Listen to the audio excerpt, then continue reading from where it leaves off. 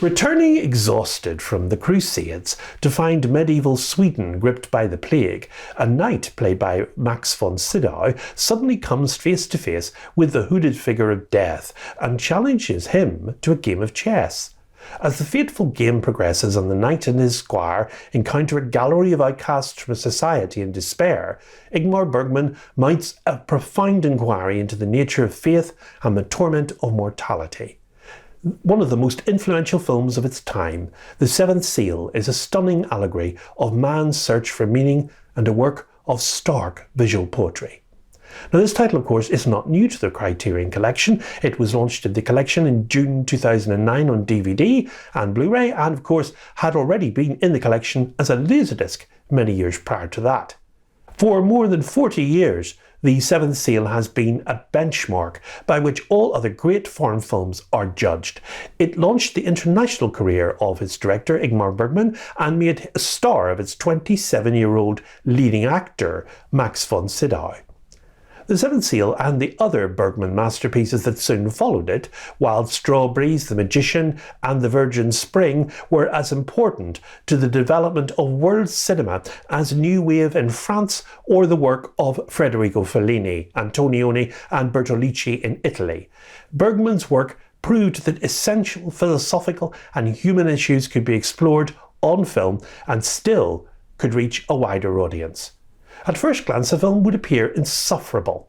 It's set in the Middle Ages at a time when the plague was ravaging Europe. Orthodox religion was locked in battle with paganism and the disillusionment brought about by the Crusades, and it describes a knight's doomed attempt to forestall death itself. Yet nearly everyone who sees The Seventh Seal emerges stunned and thrilled by its visual splendours and inspired somewhat by one or other of the major characters. The Seventh Seal takes its title from the Book of Revelation, and in 1956 the threat of apocalypse seemed as palpable as it must have been in medieval Sweden at that time. Yet Bergman refuses to succumb to the pessimism that pervades all those about him. He identifies now with the zealous knight, with his cynical squire, and his characters manage to overcome the fear of death rather than the fact of death. And if, as the knight discovers, one can achieve even a single gesture of goodwill, then the long struggle of life will be justified. Now, Ingmar Bergman originally wrote the play Tramalning, that's wood painting, in 1953-54 for the acting students of Malmo City Theatre. Its first public performance, which he directed, was on the radio in 1954, and he also directed it on stage in Malmo the next spring, and in the autumn it was staged in Stockholm, directed by Bengt Egerot, who would later play the character Death in the film version. All scenes except two were shot in or around the Filmstaden studios in Solna.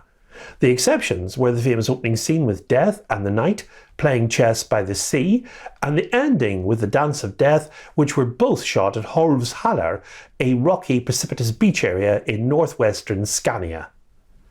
The Seventh Seal significantly helped Bergman in gaining his position as a world-class renowned director, and when the film won the Special Jury Prize at the 1957 Cannes Film Festival, that was more or less cemented. The cast includes Gunnar Bjornstrand as Jons and the Squire, Bengt Egerot as Death, Niels Poppe as Joff, Max von Sydow as Antonius Block, Knight, Bibi Andersson as Mia, Joff's wife, Inga Langrede as Karen, Block's wife, Akka Fridell as Blacksmith Plog, Inga Gill as Lisa, Blacksmith's wife, Erik Strandmark as Jonas Skatt, Bertil Angerberg as Ravel the Thief, Gunnel Lindblom as Mute Girl, Maud Haronsson as the Witch, Gunnar Olsen as Albertus Pictor, the Church Painter. As with many of Bergman's films, there is much richness to be gleaned from subsequent rewatches, and over the years it's been open to much interpretation. The disc ports across the same special features as are the original Blu-ray. A 4K digital restoration with mono soundtrack, with one 4K UHD disc of the film and one Blu-ray with the film and the following special features. Introduction from 2003 by the director Ingmar Bergman. Audio commentary and video afterward by Bergman expert Peter Cowie. Bergman Island from 2006, a feature-length documentary on Bergman by Mari Nayarud. Audio interview from 1998 with actor Max von Sydow. Tribute to Bergman from 1989 by director and filmmaker Woody Allen. Bergman 101, a selected video filmography tracing Bergman's career, narrated by Cowie. Trailer, an English dubbed soundtrack which is optional, and an essay by the critic Gary Giddens. And the cover art is by Neil Kellerhouse, which featuring the same iconic shot as on the Blu-ray release. Now, of course, this film has taken its place in popular culture, with several films and comedy sketches portraying death as playing games other than or in addition to chess. In the final scene, for instance, of the 1968 film De Duva, that's mock Swedish for the dove, a 15-minute pastiche of Bergman's work generally, and his Wild Strawberries in particular. The protagonist plays badminton against death and wins when the droppings of a passing dove strike death in the eye. The photography imitates throughout the style of Bergman's cinematographers Sven Nykvist and Gunnar Fischer. William Sadler plays death in the 1991 movie Bill and Ted's Bogus Journey with Keanu Reeves and Alex Winter.